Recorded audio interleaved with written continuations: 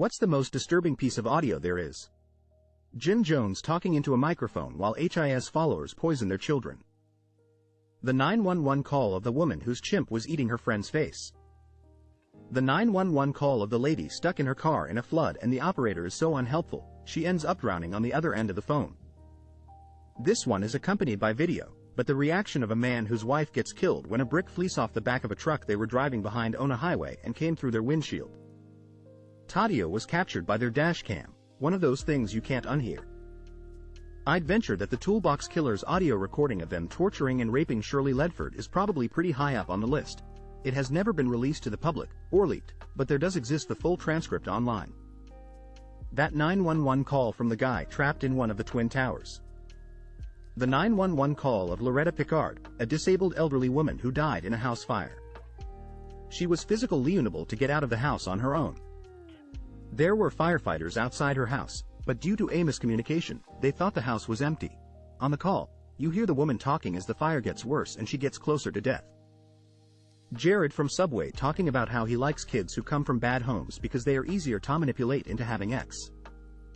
Don't listen to it. The woman who helped build the case against Jared from Subway by recording him talking about his enjoyment of pedophilia. Listening to a couple minutes of him describing what he's done made me want to vomit.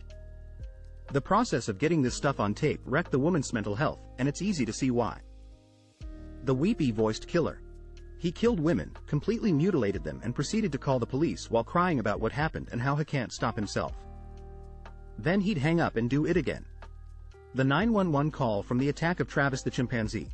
Travis's screams can be heard in the background at the start of the tape as Harold, owner of Travis, pleads for the police, who initially believed the call to be a hoax until she said, "He's eating her." The 911 call from one of the teachers present at the Columbine school shooting. You can hear the gunshots and the gunmen cheering and whooping. You also hear when they enter the library, which is where they killed the most students. It's chilling. The cult leader from the documentary Keep Sweet, Pray and Obey, where he records his rape of a young girl in his secret room in which only the most devout followers are allowed. It's haunting. The Apollo 1 crew. I'm sure others have mentioned it, but one that really, truly upset me was when a poor delivery lady had mistakenly driven into floodwaters. She called 911 and the dispatcher was cruel beyond words. I'll never forget it. For me personally, it's audio and video. It's a grandmother who killed her son-in-law and for some reason the police bring in the woman young granddaughter, daughter of the victim. And the grandmother is insane and asks for a hug and the little girl screams, "No, you killed my daddy." I honestly have no idea why the police brought in the girl, it's horrible. A 911 call of a little girl who had just found her brother in his room after he committed suicide. The most heartbreaking part is when she screams, "Why did you do it?" Me. Frustrated that no one is posting links. Also me. Glad that no one is posting links. The Ruth Price 911 call where she's this old woman living alone in her apartment when some stranger keeps trying to get in. He eventually does and then she can be heard screaming for her life. I think he was stabbing her. Fortunately, she survived and lived another 14 years. Pretty sure it was used to train dispatch in the past for how horrific the audio is. Probably the audio of Timothy Treadwell and his girlfriend getting eaten by bears. Edit. I never said that I heard that audio. I only watched Werner Herzog listen to it. The question was, what's the most disturbing piece of audio that exists? Not, what's the most disturbing piece of audio that you heard? When did you realize you married the wrong person? We were in the bathroom getting showered and dressed for a friend's wedding. I was in the best shape of my life at the time, feeling good about myself, and I thought I looked good in that suit. She was finishing her makeup and I remarked at how beautiful she looked. I waited for her to say something nice in reply but she didn't. And it just hit me. I couldn't remember a single time that she complimented me on my appearance, so I said that to her. I said, "You know, I always tell you how beautiful you are, and how attracted to you I am, but I never recall you ever saying that I look good or that I look handsome." She stopped applying her mascara long enough to dismissively roll her eyes at me, so I made the mistake of asking her, "Do you even find me attractive?" And she flatly said, "No." I asked, "Why did you marry me then?" And she said, "I didn't think it was important at the time. I never felt so ugly and unloved." And it hurt even more when I had been feeling so good about myself for once in my life 30 seconds earlier. Edit. Since so many people are asking, here is a PIC of me wearing the suit with my kids, but from about 10 years after this incident. m/wp-content/upload/2023/06/Sean_McCardle3570-1.jpg. When I realized if we weren't dating I wouldn't have wanted to be his friend. I realized that I was hiding good news from her because I knew she would make me feel bad about it. I hoped she was going to grow up and stop being selfish and childish. She never did. This post made me think of a quote by Robin Williams. I used to think the worst thing in life was to end up all alone. It's not. The worst thing in life is to end up with people that make you feel all alone. Not married but together for years. Got diagnosed with cancer and she kinda shut off. She then decided to leave several months later. At an appointment I was officially 1 year clear, which is a milestone. I realized I was alone through a lot of it. She never wanted anything to do with it. Was a revelation to myself that the relationship breakdown wasn't all because of me. Got my 3 years tests this weekend, blood tests and scans, etc. Current GF is driving me and then taking me out to lunch afterwards. Hell of an upgrade. When I came home from the after being diagnosed with a severe lung disorder, and she immediately left me with the kids so she could go out drinking with friends. Her exact words were, "I need you to make them dinner, I'm running late to meet up with everyone." 6 months after our wedding when I found out about the emotional, he says only emotional but I'm pretty sure it was physical too, affair through text messages. He had sent his affair partner screenshots of my texts to him in which I was begging him to talk to him and tell me what was wrong. They both proceeded to make fun of my desperation to fix my marriage and his affair partner said something along the lines of, "Poor Valiant, she doesn't know anything and keeps begging you for attention and affection." The moment I read those words I realized how big of a mistake I had made. When he was messaging a side chick on our wedding day and boy did it go sideways from there. One day I realized I had become a smaller version of myself. This will be a different answer. My wife is definitely my soulmate and best friend. I'll never find anyone that I can share my true thoughts, soul with.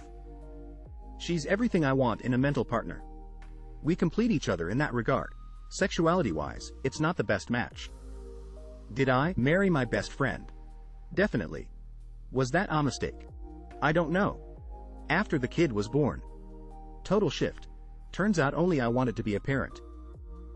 When I lost twins and he dropped me off at the hospital to get an operation to have my babies removed. He dropped me off at the hospital bleeding and went for a party with his friends. Edit. Fixed typo. Engaged, not quite married yet. When I had been on mandatory bed rest and caring for our infant son, after having emergency surgery for nearly bleeding to death after a miscarriage, Anda came home from work and looked me dead in the face and said, "Why aren't the ucking dishes done?" Called my mom the next morning and told her I was leaving. Hightailed it out of there 2 weeks later. I realized like 5 years into our 19-year marriage, but the nail that made me leave was when my ex said that our children hadn't earned his love, and that shook my whole foundation. Literally speechless for 2 days, and then I started thinking, wondering if I had earned his love yet. And I couldn't stop those kind of thoughts. You don't earn love. It is freely given, especially to children. Edited for confusion. I realized early on he wasn't right for me, but we had 3 kids, and our youngest has special needs, so I stayed. He didn't make this statement until 2 years ago when I asked why I never heard him say "I love you" to the kids while they were growing up. And that's when he told me about the earning. I asked for the separation and divorce shortly after that. When I got her to admit she was having an affair. 10 years married, 2 kids. What a mess. She followed it up a month or 2 later telling me she never loved a person like she does with new partner. So welcome to divorce land. Population, me. This thread has made me more secure in the fact that I absolutely chose the right person. I almost did, and TBH, there were a lot of red flags prior to this, but this was the catalyst. We'd been dating 4 years, slated to be married in 8 months. I noticed he was making lots of likes and comments on Brittany's MySpace. Nothing huge or obvious. Then not long after, he locked his phone, but I managed to see he was also getting MSGs regularly from someone also named Brittany. Ehud suspected, but no proof now. I worked swing and nights at the time. Came home early one night to him in our bed, with you know who. Brittany. First thing this ucker says when I walk in on Themis. Didn't get this. There was no exchange of fluids, I promise babe. Later Brittany got a hold of me on MySpace. We met up. She had no idea I was even in the picture. We're still friends. I kicked him and his fluids out of my house. The end. ETA. Brittany let me read all over their correspondence via MySpace and text. She was very upfront about not realizing he was with someone. I will admit Brittany was not exceptionally bright, but he had this thing all worked out. He stuffed all my stuff in a closet, even removed photos of us from the walls. I don't wear makeup, and at the time didn't own much stuff. We were poor. I was the only one working. He kept getting fired for sexual harassment. Red flag, I know. He also kept the house dark while they watched a movie, then moved to the bed. Said it made it romantic. When she ucked a high school flame for a year whilst hiding it and staying home on my single income. We weren't working. I knew that. I waystreamed to improve things, and we'd talked about it, but she somehow neglected to give me that detail.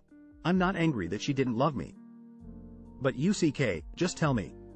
Don't do me dirty like that after 13 years. It was a death of 1,000 cuts. One of the first was when I realized she didn't trust me. We had been together around 10 years at this point. But he had a moment of clarity and literally said to her, "You don't trust me, do you?" Before she could answer, I said, "You don't trust anybody." And she agreed. She would routinely throw the kids out of the the bathroom completely naked because they splashed her while getting a bath. And not just that, she would yell at the top of her lungs at how bad they were. The kids were around 2 to 4 at the time. God forbid the toddler splashes the water in the tub. Another time I don't even remember the cause, but I tried to play mediator. As in, "Okay daughter, you did something wrong, let's apologize to mommy." And she would. Then I'd ask mommy to apologize to our daughter for her role, and mom absolutely refused to apologize.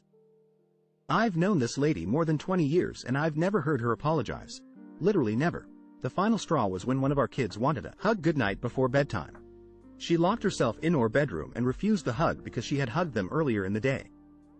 Kids were crying. They didn't understand. I was devastated watching this unfold. Why doesn't mom want to hug me? I try my best to not let it impact me. But we share custody now and I have to watch how she interacts with our kids. It's hard. The best consolidation is, the kids are getting older and they're starting to figure it out. I came home from a long day of work to find burn marks all over the carpet and linoleum. My then husband had spent the entire day playing games on his PC.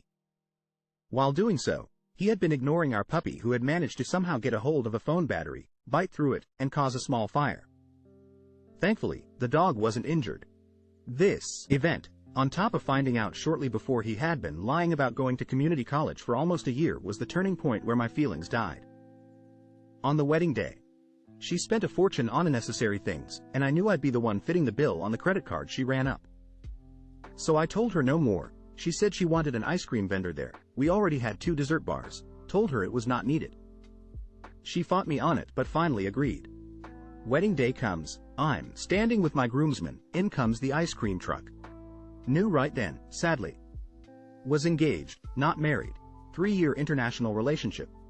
Completely ready for the battle with the US immigration system, which I still feel can go directly uck itself. When she had to leave after a normal month-long visit, which was totally normal and what we'd been doing for years. We PDA'd all to hell at the airport and she said herself that she couldn't wait to come back. Then went completely silent, 0 contact, the second she got home, Europe. Took 3 days to get a phone call saying she was done. December 21st, 2019. I knew driving to work that morning that something horrible was going to happen that day. I could feel it, and I wish I could forget that feeling. Still ain't over it, don't plan to ever be. I had no idea how he felt about me. Almost 9 years together. He didn't propose, I did. He didn't tell his family when we married, they found out online. He never shared his energy or emotions with me. I ultimately had a realization that I didn't ever know what he thought of me, other than that I was pretty. I didn't know if he thought I was cool or funny or interesting or smart. I would share myself with him. My thoughts, interests, humor. I'd get nothing in return. I realized it had always been this way. I felt unseen, unheard. I felt like I was boring and uninteresting. I didn't feel special. I just wanted to feel some sort of connection. I wanted our souls to meet. He seemed incapable. Edit. I have a few people asking why I stayed or why I proposed or why I married. We met really young, we went through a lot of firsts together. He was respectful, he was on track to a good path, he had a challenging home life.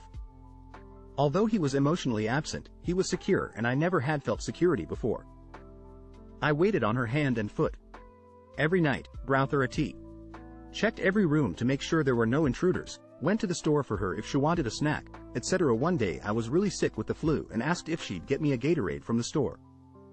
She was shocked that I asked and said, absolutely not. Then I thought about it and realized that she hadn't ever complimented me, supported me, nurtured me, consoled me, or showed any level of emotional care for me.